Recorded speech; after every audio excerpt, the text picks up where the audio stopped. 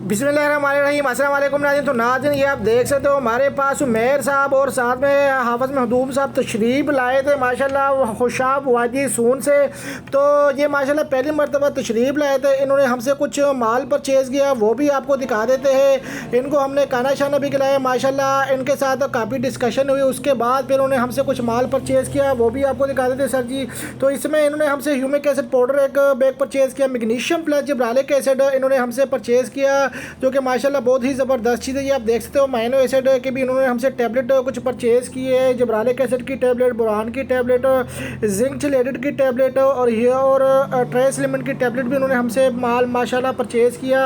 और इसके साथ साथ इन्होंने MAP के बैग हमसे परचेज़ किए। तो माशाल्लाह इन्होंने खाना शाना खाया और इन्होंने कहा कि स्पेशल हमारी वीडियो बनाए ताकि हम दोबारा फिर विज़िट करें और माशाल्लाह इनसे दोबारा रिव्यू भी लेंगे। ये माशाल्लाह दोबारा फिर इंशाल्लाह आएंगे और आपको इनका रिव्यू दिखाएंगे कि आया हमारे माल का इनको रिज़ल्ट मिला है या नहीं मिला। तो माशाल्लाह हमारे माल एक नंबर होते हैं माशाल्लाह, ये आप देख सकते हो।